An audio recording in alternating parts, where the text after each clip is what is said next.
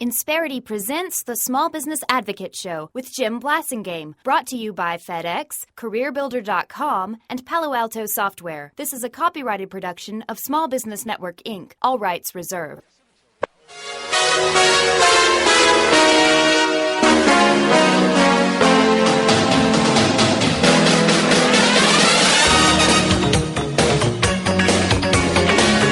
Welcome back, 7 till. I'm Jim Blasingame. Thanks for staying with me. Hope you check out my website, Small Business Advocate. When you get a chance, you'll find Leslie Kossoff all over the place there. Leslie is a great friend. She's our guest right now, a longtime Brain Trust member. And your website is Kossoff.com, right, Leslie?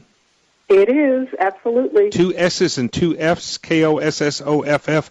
And the book is From Lean Startup to Six Sigma Turnaround, 7 Steps to Your Success. It's all about, folks, getting your business off of the quality service platform and onto the quality process platform, and you will be amazed at how your operation will run smoother, how much more money you will make, how much happier your customers and employees will be, and maybe even, Leslie, give them their weekends back. What do you think?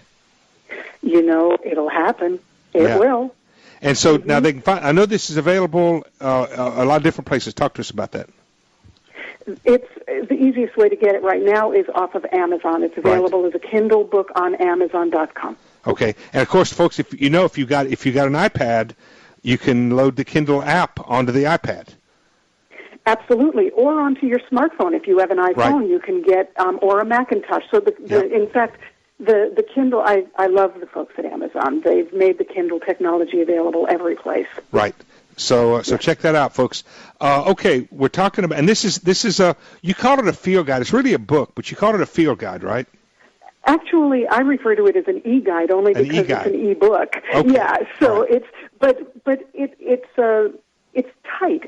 It's small. It's tight, and it's very, very focused. 59 pages. So, folks, it won't intimidate you, but boy, it's packed with a bunch of powerful stuff. And I've been observing Leslie building this thing now for a while. There is a lot of, this is a true labor of love, and you're going to get some perspectives from the most powerful people in quality, including the guy who invented quality, Edwards Deming, whom Leslie used to work for. So, folks, this is a lot of stuff here. Let's talk about number 3 there, Leslie, the infrastructure. What does that mean? When I think of quality, I don't necessarily, doesn't make me think of infrastructure. When you have your quality process in place, you actually have to have an infrastructure to be able to guide and manage it.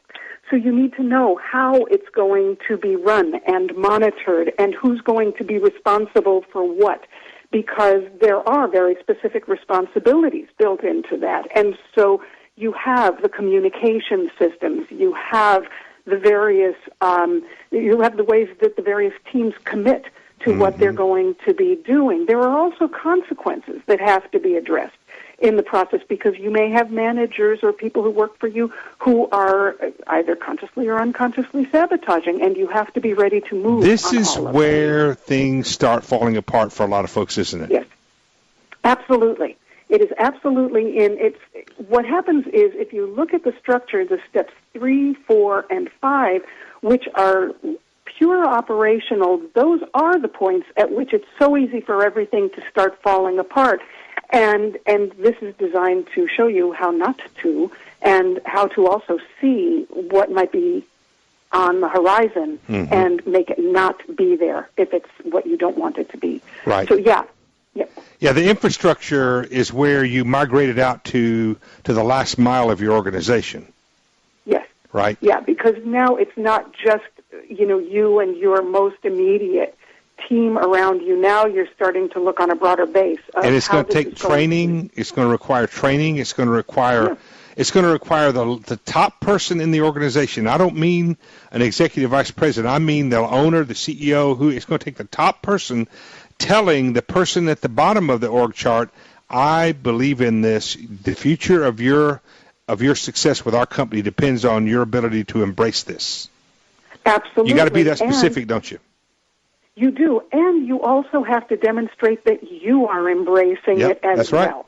Yep. And the best way to show that you are embracing it is that when you have managers or executives, depending on how structured your organization is, how hierarchical, when they are not supporting it, that there are consequences. Mm-hmm. Because the employees are watching you, the business owner, to see whether you're going to put, in effect, your money where your mouth is. Right. And if you will actually come through with holding the management group as accountable as you're holding the employees. And truly, the return on investment of one action taken toward a manager who is not being supportive, the return on investment is exponential. Well said, Leslie. Folks, we're going to continue this discussion with Leslie. She's got a lot more to teach us. We're going to keep talking about it in future visits. Leslie, thanks for being here. Good job today, and we'll talk to you next time. My pleasure. Thanks, Jim. Check it out, folks, at Amazon. It's an e-book, an e-guide, as she calls it, and she'll be back. I will be, too, but not today. I'm Jim Blasingame. I'll see you later.